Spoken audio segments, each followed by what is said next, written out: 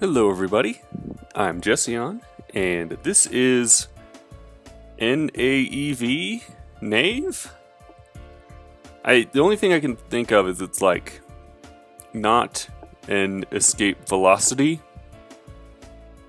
because that's what this is. This is a second video in my hunt for the escape velocity. Oh, maybe it's just like their logo it's like mirrored. So maybe that's it, but either way, this is the second video in my escape velocity, hunt for the next escape velocity game. So let's get into this. This is also open source, and it's been in development for a while, I guess. I can tell like it's kind of got that sort of janky early access look. It's got a tutorial too. I did the first tutorial. Let's go ahead and just do all the tutorials. Let's check out what's going on with this game. This tutorial will teach you what Nave is about and show you the elementary controls of your ship. Okay, you use AWD to fly around.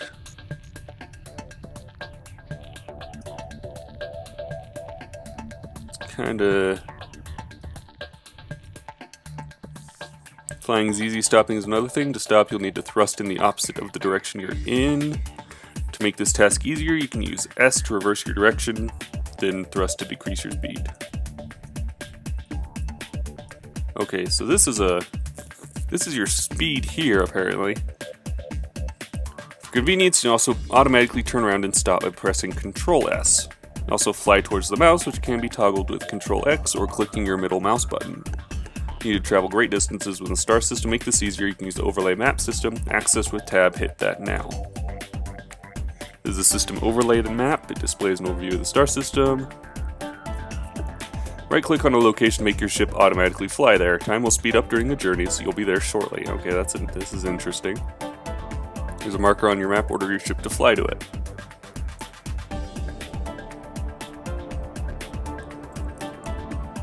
Alright, that's kind of odd. Autopilot navigation and time compression is the most convenient way to get around. It will not stop you need to do that yourself. As you can see, there's another ship here. We're going to board it. So for this, you must do three things. Target the ship, come to a near stop, and then use B.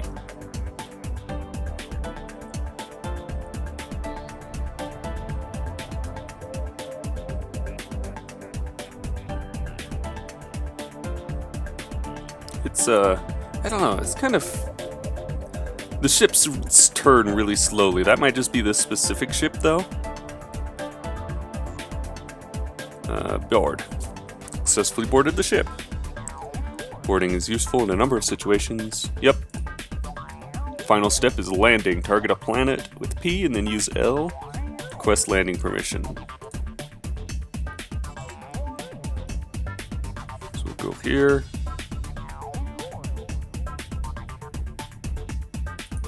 Here we go.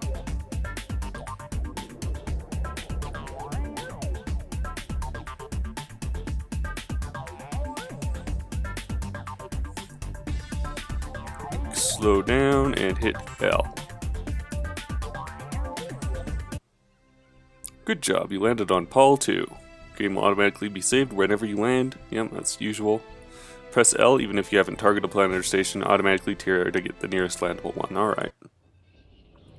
Exploration and discovery. This tutorial has been placed in a high interference system. You may notice the visibility is fairly low here. Some systems such as this one have a certain degree of sensor interference. Sensor interference does what you expect it to do. It lowers the range of your sensors. Hit tab. Looking at the system map for this system, but appears empty, because at the moment your sensors haven't picked up anything yet. Interference is too strong to see anything. Marker has been placed on your map. Navigate toward it.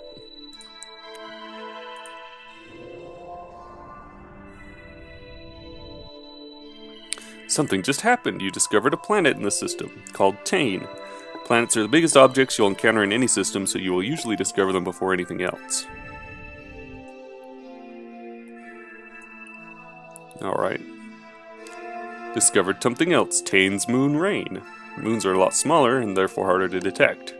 You now know where they're located. Their positions have been added to your ship's computer, so you won't have to search for them again. One thing left for this find, the jump point leading to the next system. They're usually much more difficult to find than planets or moons, especially at a high interference system such as this one. Look at your map. Marker is now toward the right hand side. Fly towards there. Okay, so we have to click on that. Hello, goodbye. So yeah, we get like real close before we find it. You can see you had to get pretty close before it appeared. Always be visible once you know where they are. Vitally important to pilots who just want to travel through the galaxy, but they can be hard to find. There are a few things that make this easier. Keep an eye on other ships in the system, especially trader ships have a tendency to travel to other systems. If you see one heading to a part of space that seems empty to you, follow them. They'll lead you to a jump point, okay? Don't forget to chat up the people in the bar. Be quite friendly, and some of them may help you out by telling you the location of a jump point in the system. Look out for star maps. Some jump points have buoys. You now know about discovering planets and jump points. You now know some of the systems make this process difficult. Rumor has it some jump points cannot be discovered at all unless you have special sensors on board and know exactly where to look. Okay.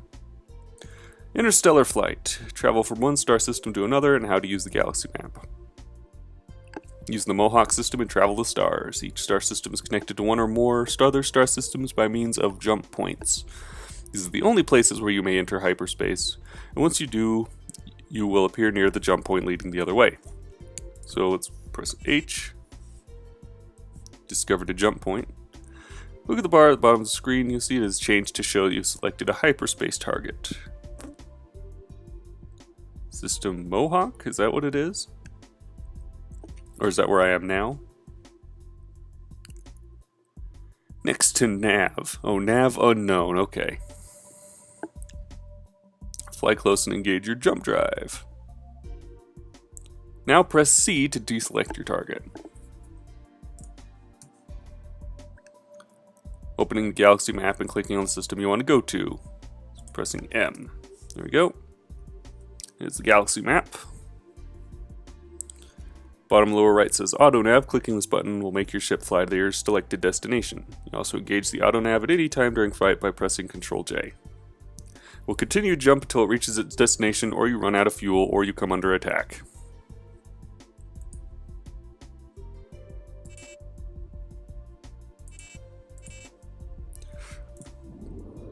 Doom.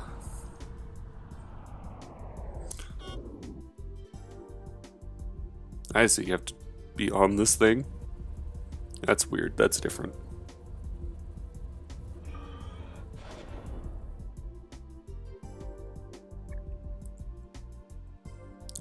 Successfully performed a hyperspace jump. That jump has drained your fuel reserves, as the bottom bar will tell you. If you run out of fuel, you can't jump anymore. You can get more by refueling at a planet, by buying fuel off other ships, or by boarding disabled ships and stealing it from them. For the remainder of this tutorial will have unlimited fuel. Continue to make hyper jumps until you reach Navajo. Alright.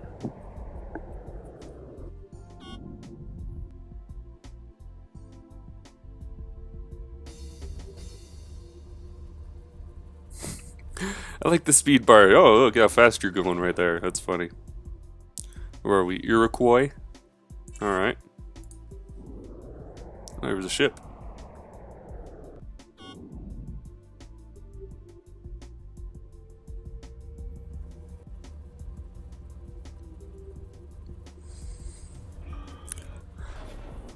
So this game has a little bit of an odd, it had a little bit of an odd installation series. You download the client, and then you have to download the game data separately, which I assume is because like the client will, you can run different game data. It's not just specifically this one. Probably various mods, or just like total conversions that you just replace the game data with. Land on either Rin or the Navajo system, or Paul 2 in the Mohawk system. Hold down shift to specify manual path. Okay, well. Planet, Rin, land.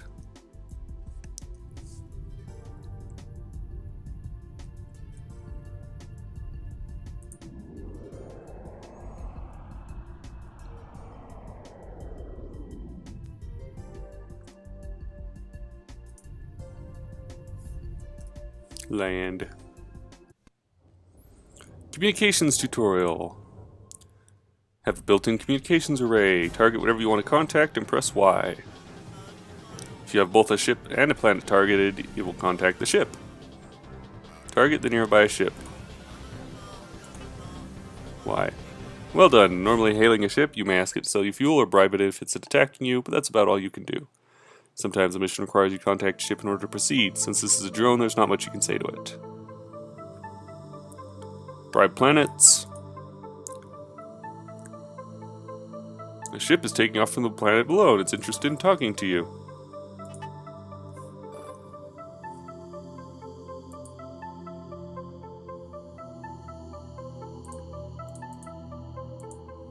As you just witnessed, ships that are trying to contact you will have an animated icon next to them. Be notified in the message log and a sound will alert when someone's hailing you. So respond to the ship in the same way you just learned by targeting the ship and pressing Y. That can be inconvenient with many ships around. Control Y. Ships won't often hail you, but when they do, it's highly likely you have something important to say. Talk to ships and planets. Alright. Basic combat. Let's find out about combat if it's any good. Important aspect of Knave, and you'll have to fight off enemies sooner or later, no matter what career you decide to pursue. In this tutorial, learn the basic principles of combat. Flying a Lancelot fighter, comes equipped with 2 advanced laser cannons. Fire your weapons by pressing space. Alright.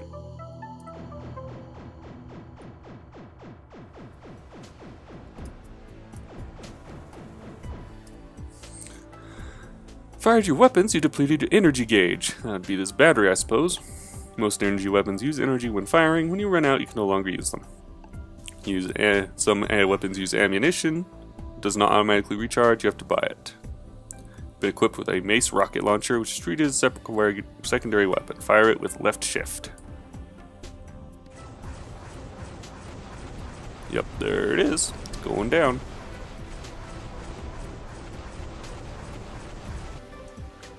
Take a closer look at the pressing difference between primary and secondary weapons. I. Weapons tab on the info manual allows you to manage your weapons. You have 10 weapon groups. Each weapon may assign to any or all these weapon groups. Primary weapons space, secondary left shift. You may switch between weapon groups at any time with the numbers. Set weapon groups to fire when activated. Okay, you can just hold down the number and it'll shoot those ones. Okay. Yeah, that's good enough. Target practice drone is placed in the space close to you. Target drone won't move or fight back. Fire your weapons until you destroy it. Target it. Use R, which will target the nearest hostile enemy.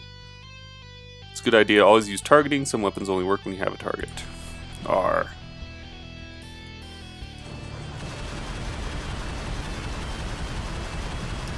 There's armor in their hull, and they're gone. Now, basics of ship-to-ship combat. Going to fight against a live opponent. Hire the blast fighter pilot in sector to test your metal. He will jump at the system any moment now. You're going to need it.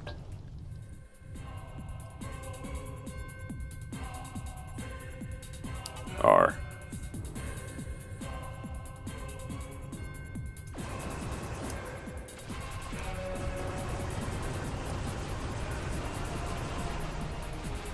I'm turning the wrong way.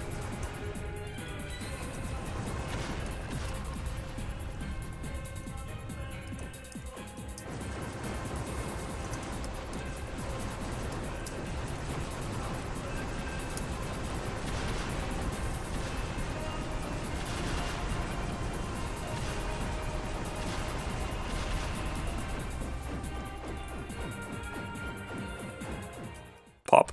Alright, so that was tough. My fingers weren't working on, I had to hold down shift and space and figure out which way to turn.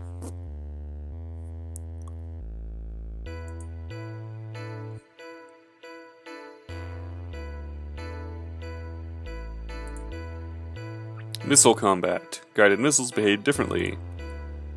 Got a Fury launcher. If your missiles are low-end interceptor missiles, chase down agile targets as light fighters. Keep your missile weapon, you must target the ship you want to shoot at, and then keep the target within an arc in front of your ship. Okay. Hold down the autoface button. Hey, that's good to know.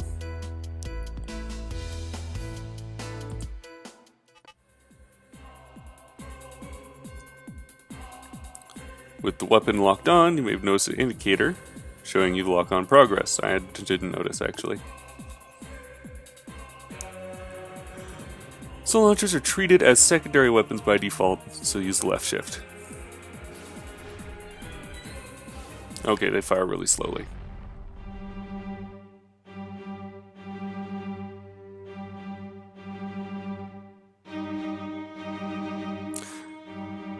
Fully loaded. Engage Captain T practice.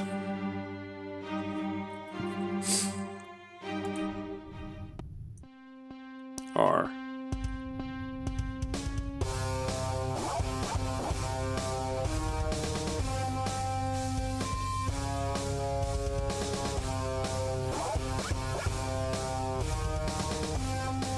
Yep, okay, so I'm hitting him.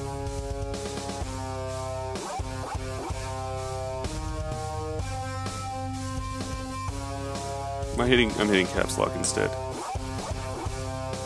I don't know about the controls in this one.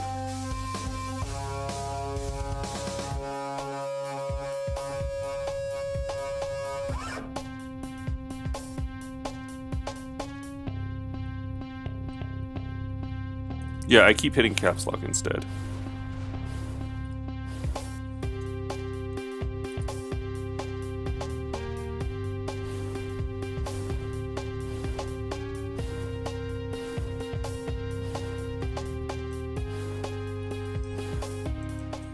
Alright, there he's gone. Oh, that was over quick. Not really.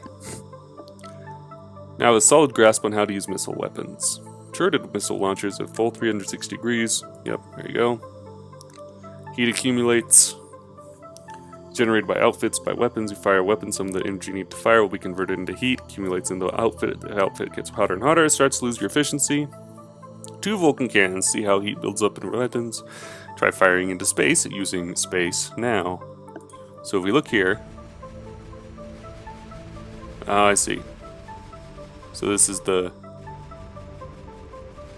So it builds up heat, and this also builds up heat there.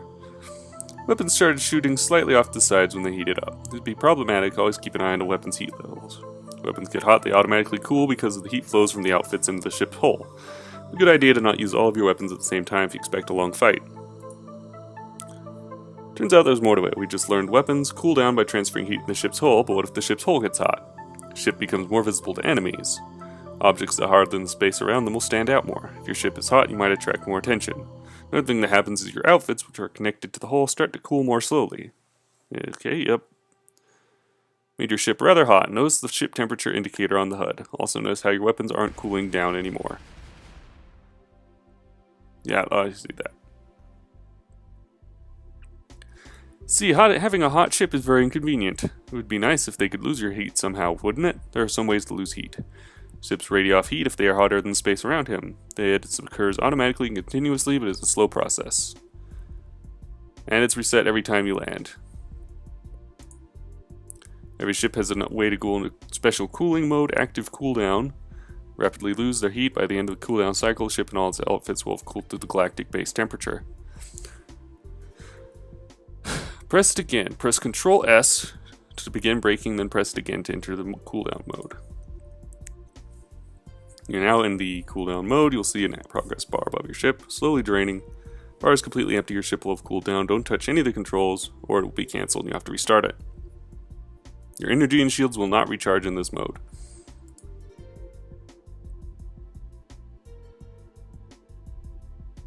Ah, that does take a long time.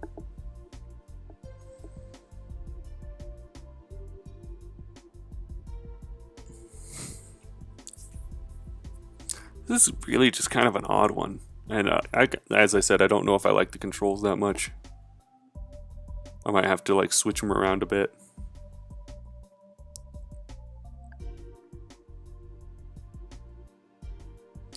Whee!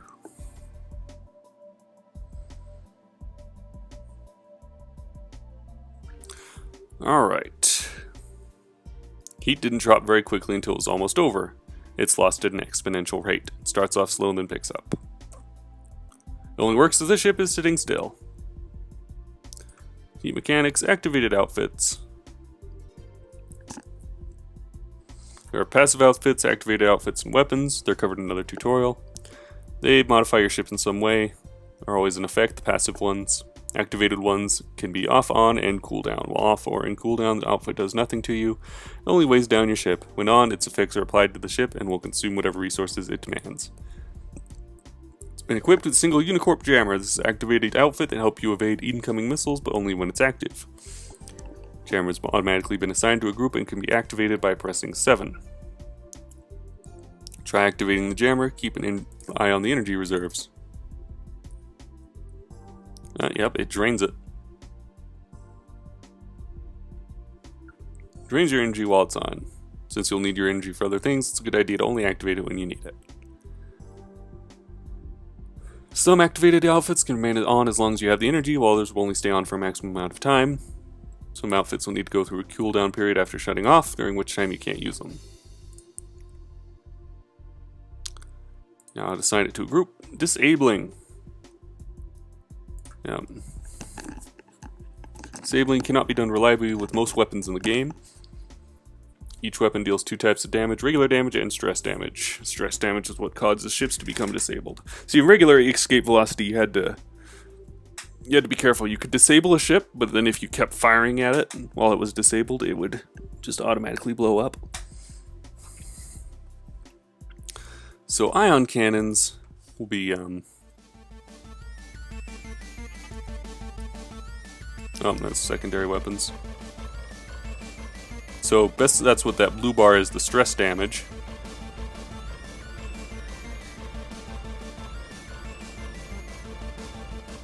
So okay, so when the stress damage equals the regular HP, when the armor bar, yeah. Enemies can do the same to you. Some pirates will attack you with ion cannons for the purpose of this. You won't be able to fight back, but don't worry, you can't die. So we can't fire anything, but they'll disable us.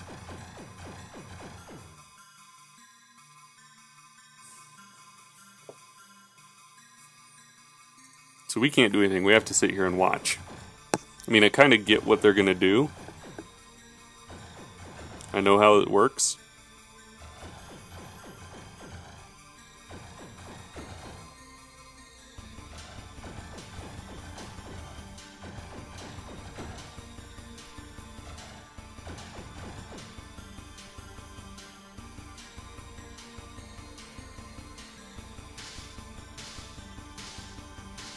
So yeah, they disabled me and then flew away. Okay. Those are great pirates. Time compression automatically kicks in when you're disabled. Disabled ships don't stay disabled forever. They'll eventually repair themselves and become mobile once again. Remember that you can see how much stress damage each weapon does on the outfitter. Alright, planetary screen. To land on the ship. Or land on the planet. Send it with the landing screen. This default screen for all planets and stations. Access more interesting facilities. You'll have to click down here. Yep. Spaceport bar. Find people who are interested in giving you missions. There are no mission givers here at the moment. Missions are explained in detail in another tutorial. Let's look at the news. Oh, no news. Mission screen.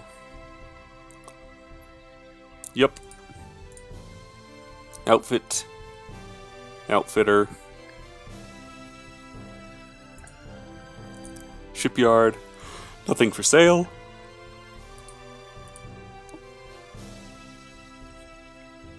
There's our equipment screen. This is stuff that we have equipped. There's 3 slots that are different from the others. I guess that's what these are.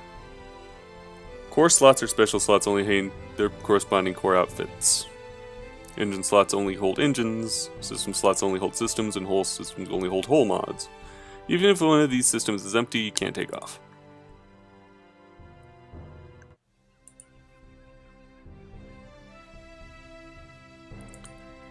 Alright, so that's a core system.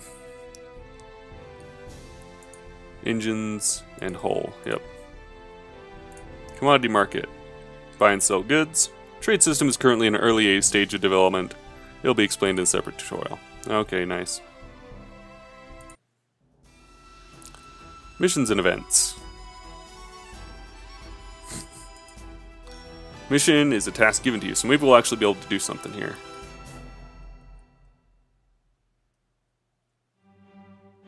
Computer missions gained from the mission computer. NPC missions given by game characters, usually in a spaceport bar. Yep. Going to accept a mission from an NPC. It's waiting for you on the Rin. Land on Rin.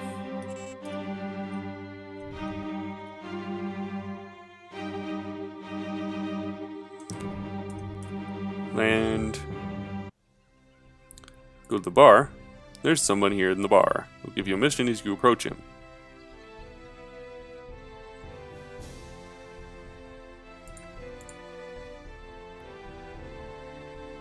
He looks much angrier in this picture than in this picture. Hello there, Gov, he says to you. You're the guy doing the tutorial, right? Good, let me give you a short explanation on how this works. See, when you talk to people in a bar like this and they have a mission to offer you, they'll usually tell you what the mission about is in general terms. Listen to what they have to say, because they usually tell you what kind of mission it's going to be.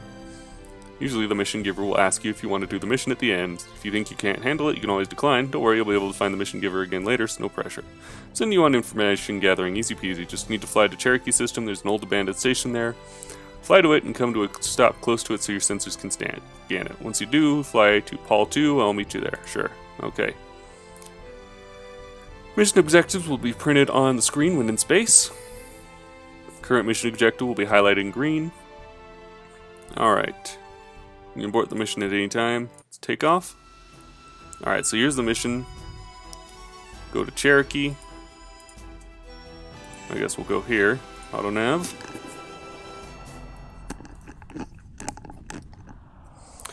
Kind of weird that they have this tutorial for this game, other than like learning the controls, which are completely different than regular Escape Velocity games. Alright, Cherokee.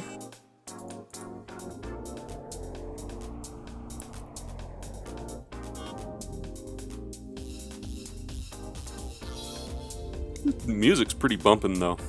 I'm not used to music in these games.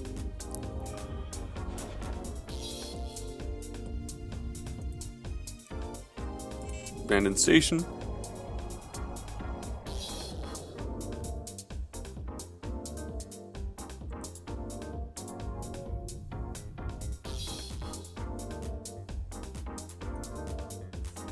Just quick to keep the abandoned station, nothing of importance left there. Then go to Mohawk and land on Paul 2.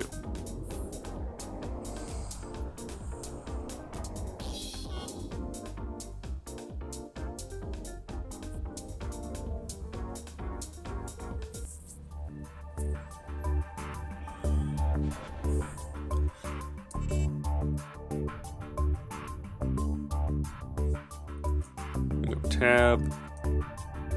Oh, there it is, it's hiding.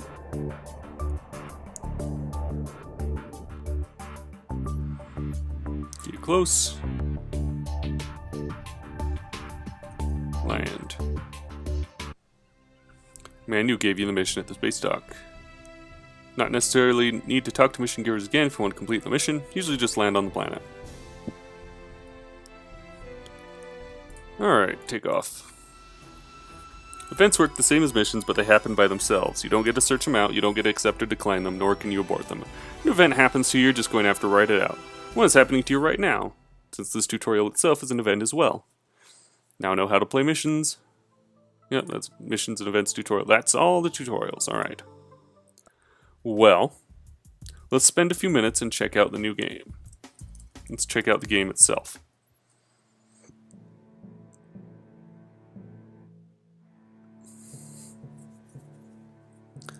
The night sky always draws our eyes. People look up with a question or in wonder, and sometimes with a dream to venture forth among the stars. From Earth, the first spacefarers spied tiny jewels shining with the light of distant suns. Far away but so clear, to reach out and grasp one would only cost a lifetime, cheap at the price. So men and women locked their sleeping bodies into hulking metal boxes. They hurled themselves out into the void. On arrival, they decanted and woke to find the stars, new stars, staring coldly down from stranger skies. First wave of explorers crept from star to star at sublight speeds, until the invention of the hyperspace drive spurred a second growth. Then civilization spread, as it always has, with exponential enthusiasm, ripples in the dark sea of space. However, the heroic age of discovery lasted only as long as human curiosity outpaced greed. Too soon, conflict erupted on the colonies. Land, fuel, food, and distrust sowed the seeds of discord. Once begun, the fever of war spread from world to world to become a holocaust. Okay. After 100 years of interstellar conflict, on the ashes that remained, at last a new order built its foundations. A man named Daedrus asserted dominion over the exhausted worlds. He founded a galactic empire and named himself its ruler. Under the iron fist of his military, relations between planets resumed. Abandoned trade routes saw traffic for the first time in living memory. Scholars call it the Zenith. Technology leapt forward, culture flourished, irradiated rock was cleansed, and dead planets brought back to life. Peace reigned in an imperial golden age. After Daedrus under his successors, the light of the empire waned. Civil strife and religious division weakened social bonds, and great projects of the Imperium went awry. In some regions, administration fell into the hands of other powers. The great houses now policed the space lanes. Rise and fall, the rhythm of history. But the march of history stumbled over the unknown, over the incident. It tore the heart out of the Empire. From Earth, a cataclysmic explosion ripped through space, annihilating stars, vaporizing worlds. Billions died. Dozens of systems disappeared into the mysterious nebula left behind. Now the great galaxy-spanning civilization survives as a shadow of its former glory. What else remains? Questions. 10 standard cycles have passed in a universe ruled by shards of a decaying empire. After the incident, corruption and piracy ran rampant, but where there is chaos, there is also opportunity. Welcome to the universe of Nave. See, I mean, that's pretty cool. They do a little thing like that at the beginning, because that happens at the beginning of the old Escape Velocity as well.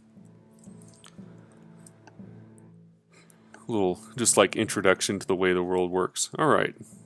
Congratulations, Jession, your flying instructor says through the radio. Earned your pilot flying license. I must say you're an excellent pilot, one of my best students to date. Get that shift as a free gift. Got some extra time. Quick refresher on the flight controls. Make sure you got it all down. Nope, I've got it. Eager to start. Well, I won't hold you back. Just remember you can review all your ship's controls in the options menu. Alright, let's land. Got 2 laser cannons. Alright, how am I too far away? Come on. You should just give me the box that, like, I'm able to work on. Completely unremarkable world. Just contributes to the Empire's treasury and serves no other purpose of note. Here's the news. You see an Empire lieutenant who seems to be looking at you. Alright. Lieutenant Zizek from the Empire Armada Shipping Division. We're having another recruitment operation. Would be interested in having another pilot among us. Sure. First, you'll be tested with cargo missions while we gather data on your flying skills. Later on, you could get called upon for more important missions. Who knows? You could be the next Yalp Turnov, greatest pilot we've ever had in the Armada. Hits a couple buttons on his wrist computer, which springs into action. It looks like we already have a simple task for you. Deliver these parcels to Phallus. Best pilot started delivering papers and ended up flying into combat against gigantic warships with the Interception Division. Okay, well, let's take a look at our missions. So we have...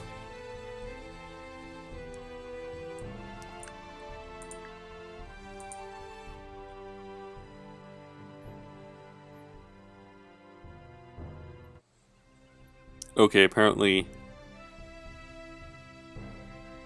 there's a mission to deliver a thing to something in this very system. Alright. So I guess this is our mission area.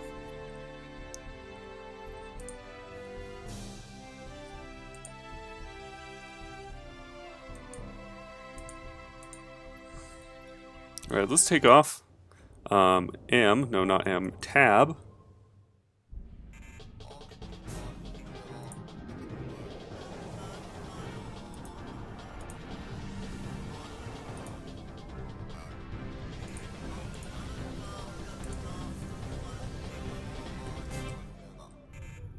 Alright, where am I going?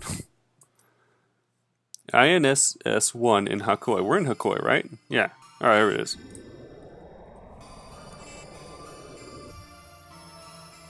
So we'll just land on this thing.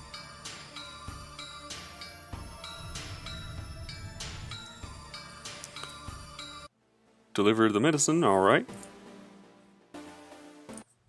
So, mission... actually, let's land and see if we can get a local map. No, everything this map contains. Oh. Oh. Oh, it's a local map. Okay. Alright, well, here we go. Auto nav.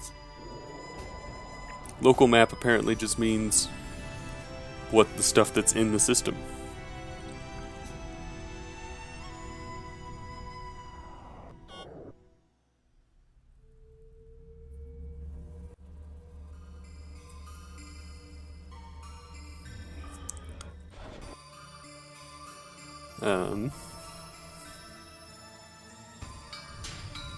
Oh right, because you have to find stuff yourself. Let's land on Oma.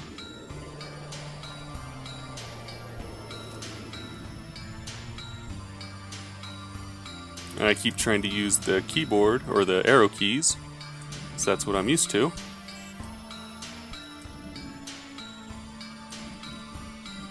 Holy crap.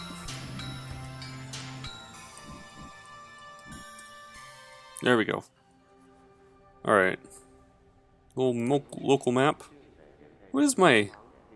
How much money do I have? Is this down here? $29.79? Okay.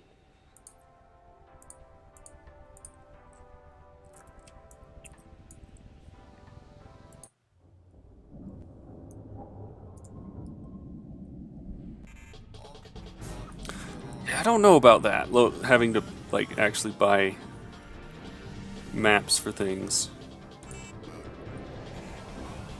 It's kind of weird.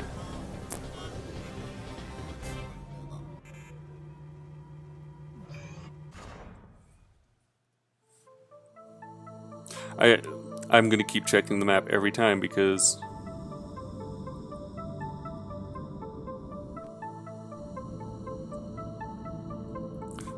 kind of like that everything's arranged like this. Like there's these things around the edge tell you where everything is.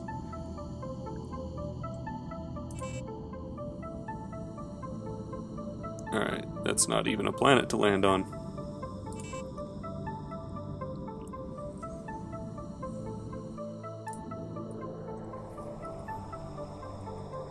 Is there Control L? Nope. Cannot use it Control L to automatically land.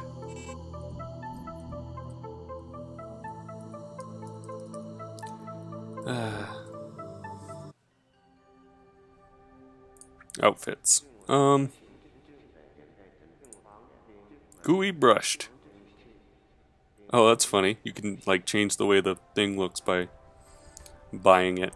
It's gotta be like a local map on here, right?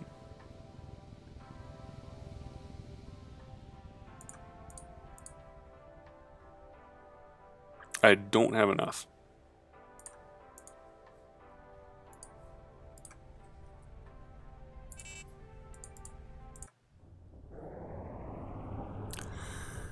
Yeah, I don't know. It seems alright. Like, it's just a little bit odd. We'll finish this mission.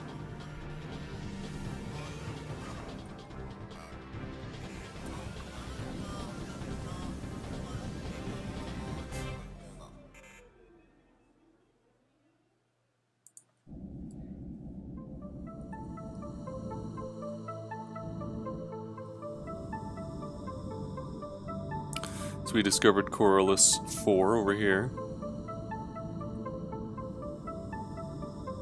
That's an exit.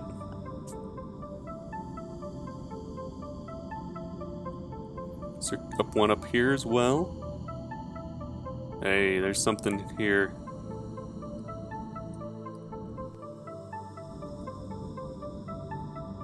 There's something around here. I saw that guy pop in.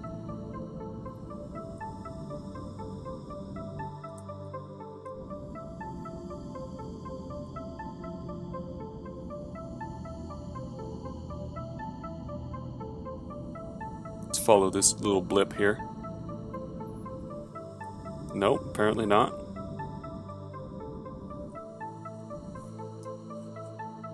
Let's try there then.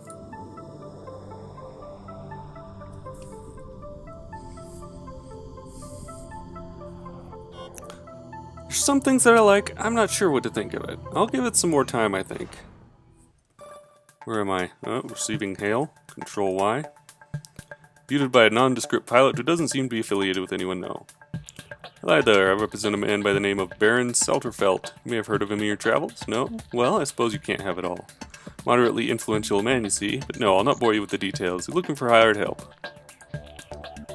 Oh, nothing too terribly invasive. Needs a courier. Courier who can't chase back to him, if you understand what I mean. Sure, why not?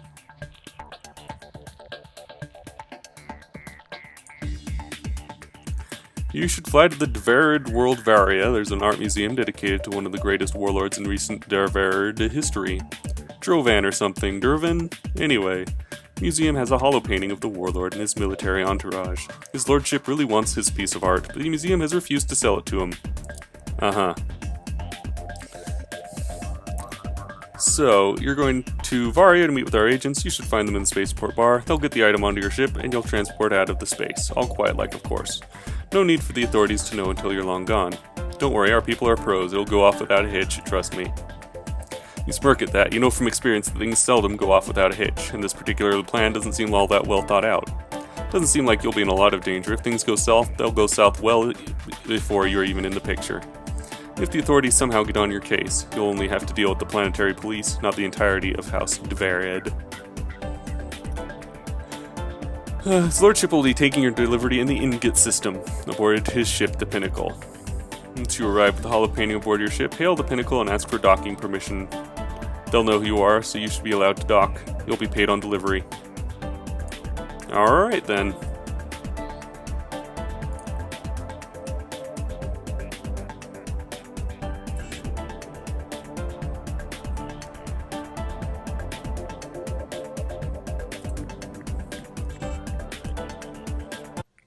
Okay.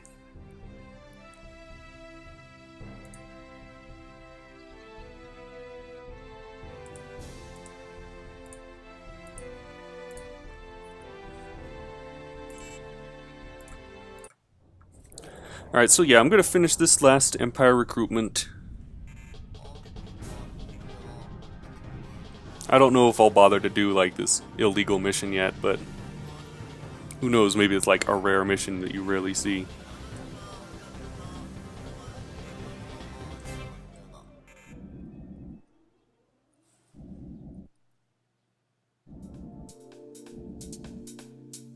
We'll just follow some of these ships. See if maybe we can get a...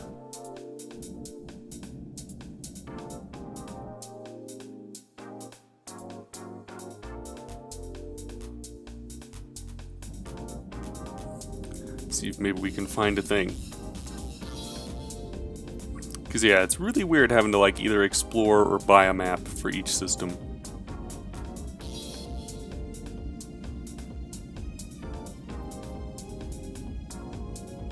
I mean, it kind of makes sense, just because of the way that like Fallen, it's like some sort of Fallen Empire thing.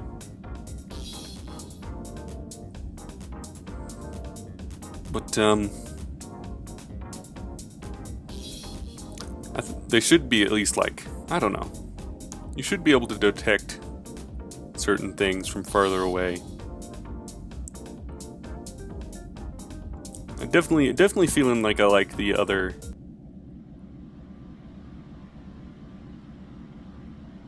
Like I like the other one that I've played, Endless Sky, more.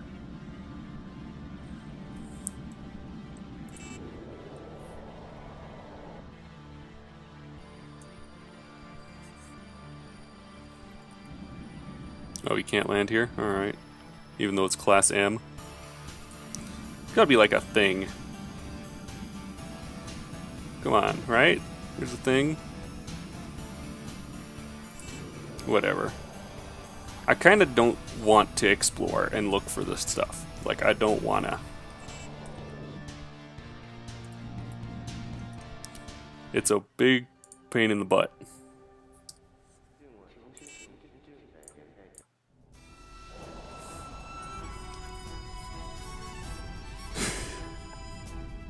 And so I'm just like spending 5,000 credits in every system. Oh, okay, that guy is.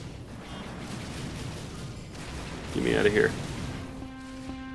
Oh, okay. Cool. Well, hey, that was fun. That's enough of that game. Thanks for watching.